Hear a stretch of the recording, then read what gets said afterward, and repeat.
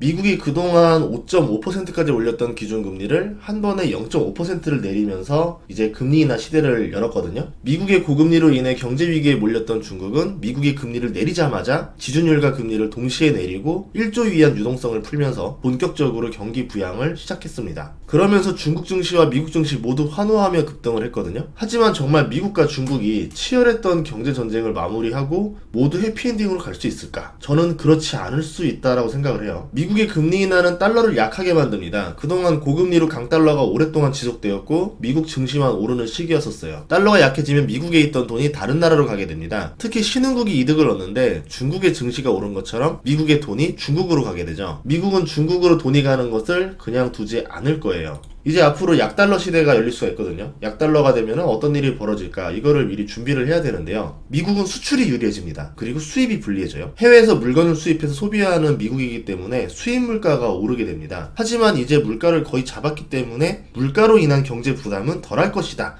이렇게 판단을 하겠죠. 과거처럼 약달러에 대해서 두려워하진 않을 거예요. 어쨌든 약달러가 되면 상대적으로 원자재 가격이 올라가는데 여기에 중국의 경기가 회복된다? 원자재 가격이 더 올라가겠죠. 그러면 다시 고물가 우려가 나올 수가 있습니다. 하지만 미국은 이것도 이미 준비를 했죠. 사우디가 증산을 하고 리비아가 생산을 재개하면서 유가가 60달러대로 내려갔었어요. 물론 지금 이스라엘 때문에 유가가 다시 올랐는데 전쟁 우려만 없어진다면 공급적인 관점에서 봤을 때는 유가가 내려갈 가능성이 있습니다. 이렇게 미국은 약달러의 단점을 지우는 작업 도 동시에 하면서 준비를 하고 있는 거죠. 약달러의 단점이 물가 상승이잖아요. 물가 상승을 막기 위해서 원유 공급을 늘려서 물가를 올리는 것을 막기 위한 작업도 미국이 동시에 하고 있습니다. 그게 어떤 뜻이냐면은 본격적으로 미국도 약달러를 준비하고 있다라는 뜻이에요. 증시는 사상 최고치고 금리는 인하하기 시작했고 중국은 금리 인하랑 부양책을 본격적으로 시작을 했습니다. 그러면서 달러는 약세로 돌아섰고 돈은 안전자산에서 위험자산으로 이동하게 되죠. 그리고 선진국에서 신흥국으로 돈이 이동하게 됩니다. 하지만 변수가 하나 있는데 미국의 대통령이 누가 될지 결정되지가 않았어요. 두 후보 모두 중국과 경제전쟁을 했었던 대통령, 부통령 출신이라는 점은 있습니다. 둘 중에 누가 되더라도 중국과 경제전쟁을 지속할 가능성이 있는데 지금의 상황을 그대로 두지는 않겠죠. 어떤 조치를 할 가능성도 있다라고 봅니다. 중국은 환율로 수혜를 본 국가인데 경제 2위 대국까지 올라갔잖아요. 저는 이 원동력을 환율이라 보거든요. 과거에 일본이 경제 2인자로 미국을 위협하는 수준까지 갔었습니다. 그러니까 미국이 1987년 플라자 합의로 일본의 환율을 2배로 절상시켜요. 수출 경쟁력을 잃게 만듭니다. 그러면서 중국을 키워줘요. 중국한테는 이중 환율을 모른 척 해주고 일본은 환율을 절상시켜서 수출을 불리하게 만들어주죠. 그러면서 중국이 저가 공산품을 미국에 수출해서 막대한 이익을 취하게 됐고 그 돈이 중국으로 들어오게 되고 해외의 공장들이 이 환율적인 문제를 생각해보니까 중국의 공장을 세우는 게 훨씬 더 유리하게 되는 거죠. 전 세계의 공장이 중국으로 들어옵니다. 전 세계의 자본이 중국으로 들어갔다, 이렇게 볼 수 있겠죠. 중국이 자본화가 되면은 소련과 멀어질 거를 기대했었던 미국이 일본을 죽이고 중국을 경제 대국으로 키웠다. 하지만 중국이 경제 2위까지 성장하고 나니까 미국과 각을 세우기 시작하죠. 미국도 각종 규제로 중국을 견제하고 있긴 한데요. 효과적인 수단이었었던 고금리랑 강달러가 약해지는 국면에서 중국은 이 타이밍을 놓치지 않았습니다. 이번에 부양책이라던가 지준율 인하 같은 것들이 반격이라 볼 수 있는데 앞으로 이 반격을 위해서 발톱을 더 드러낼 가능성이 있겠죠. 대표적으로 미국의 반대편에 서 있는 국가들 위주로 브릭스 연합을 만들었는데요. 브릭스만의 화폐를 만들려고 하고 있어요. 지금은 미국의 달러가 강해서 그 기세가 약했지만 만약에 약달러 현상이 심해지면은 브릭스 통화가 본격적으로 추진될 가능성이 있습니다. 그럼 달러에 도전하는 세력이 되겠죠. 그럼 미국은 중국을 견제할 무기가 필요합니다. 미국은 세계 패권 유지를 위해서 두 가지 무기를 썼어요. 하나는 군사력이었고요. 하나는 달러입니다. 군사력의 차이가 큰 나라 같은 경우는 전쟁을 통해서 빠르게 해결했었습니다. 덩치가 큰 국가 같은 경우는 서로 전쟁을 하기가 쉽지가 않죠. 달러로 힘을 빼놓는 전략을 씁니다. 대표적으로 러시아가 우크라이나를 침공하니까 미국은 자신들이 가진 달러의 힘을 보여주기 시작합니다. 자산 동결과 국제금융 결제망인 스위프트에서 러시아 은행의 접근을 차단시켜버리죠. 금융 왕따를 시켜버려요. 그러면 러시아는 수출 대금을 받을 수도 없고 수입 대금을 줄 수도 없는 금융으로 고립이 돼버립니다. 그런데 이것 때문에 러시아가 중국에 대한 거래 비중을 늘렸죠. 중국은 달러를 무기로 쓰는 미국의 위협에 대비하기 위해서 탈달러가 필요하다. 러시아 봐라, 지금 미국의 규제 때문에 달러를 쓰지도 못하고 있지 않느냐, 이렇게 말하면서 다른 국가들을 모아서 브릭스 화폐를 만들려고 하고 있어요. 탈달러가 되면은 미국은 재정 문제가 벌어집니다. 그동안은 미국채를 다른 나라들이 사주면서 미국은 자신들의 세입보다 더 많은 돈을 찍어서 생활할 수 있었어요. 미국은 소비를 해주고 다른 나라들은 번 돈으로 미국채를 사줬죠. 미국의 최대 수출품이 달러라는 말이 괜히 있는 게 아닙니다. 그 과정에서 인플레이션은 미국의 부채를 감소시켜주는 역할을 했습니다. 그런데 탈달러가 되면은 미국은 자국의 세입 범위에서 살아야 되고 인플레로 인한 이득을 보지 못해요. 훨씬 더 높은 자본 조달 비용을 감당해야 됩니다. 지출이 부족해지면은 예산을 삭감해야 되겠죠. 미국의 경제가 둔화되겠죠. 달러의 위상이 약해지면은 미국은 국제 정치에서도 파워가 약해지게 됩니다. 곧 결정될 미국의 다음 대통령 후보가 달러의 파워를 모를 리가 없을 겁니다. 미국은 달러 강세 때문에 강대국의 힘을 유지할 수 있었고 도전하는 국가들을 군사력이 아닌 달러로도 혼을 내줄 수가 있었는데요. 수십 년간 미국의 철학은 강한 달러가 미국의 국익에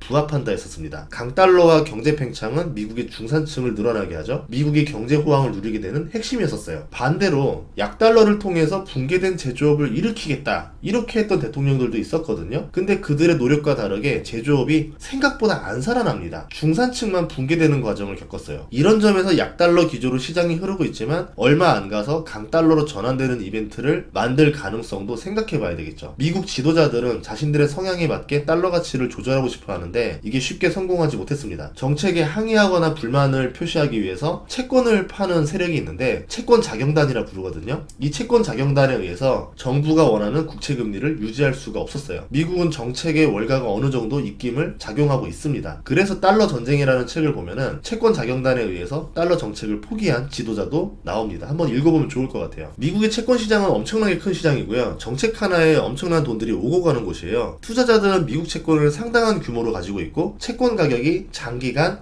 안정적으로 유지되길 바라겠죠. 그런데 그들의 이익에 반하는 정책이 나온다? 재무부 장관의 발언이 나온다? 그러면 이들은 채권 발작을 일으키는 일을 벌이게 됩니다. 금리 인하랑 약달러로 국채 금리가 내려가면 국채 가격이 올라서 미국채 매력이 생긴다 이렇게 생각할 수도 있겠지만 장기적으로는 미국의 위상이 내려가는 거예요. 미국채 투자 수요가 떨어지겠죠. 미국의 위상이 예전 같지 않으니까 유로, 일본, 중국 국채를 사서 미국채 매수를 그만큼 줄이는 일이 벌어질 수도 있습니다. 그런 점에서 채권 시장이 이번 약달러를 어디까지 용인할 것인가 이것도 관건입니다. 달러 이야기가 나오면은 많은 사람들이 이거 음모론 아니야? 어떻게 달러를 움직일 수 있어? 이렇게 생각할 수 있는데 실제로 미국의 지도자들이 달러를 어떻게 무기로 사용했는지 알게 된다면은 미국은 달러를 절대 방치하지 않는다라는 것을 여러분이 알 수 있을 거예요. 이번에도 미국은 달러를 무기로 활용할 겁니다. 이번에 나온 신간 달러 전쟁은 미국의 대통령들이 달러를 어떻게 활용했고 월가는 어떻게 반응했었는지, 이로 인해서 장관과 대통령이 바뀌는 일들이 어떻게 이루어지고 있었는지 이런 것들을 상세히 알려주고 있거든요. 지금은 연준 의장과 재무부 장관 한마디로 시장이 좌지우지되는 시절이잖아요. 그리고 새로운 미국 대통령을 앞두고 있는 시즌입니다. 그렇기 때문에 지금 투자자라면은 달러 전쟁을 읽어봐야 되지 않을까 싶어서 여러분들한테 추천을 드립니다. 구입 링크는 더보기랑 고정 댓글에 둘 테니까요. 여러분들이 많은 사랑 해주시면 좋을 것 같고요. 다음 시간에도 좋은 정보로 찾아뵙겠습니다. 구독과 좋아요, 알림 설정 부탁드릴게요.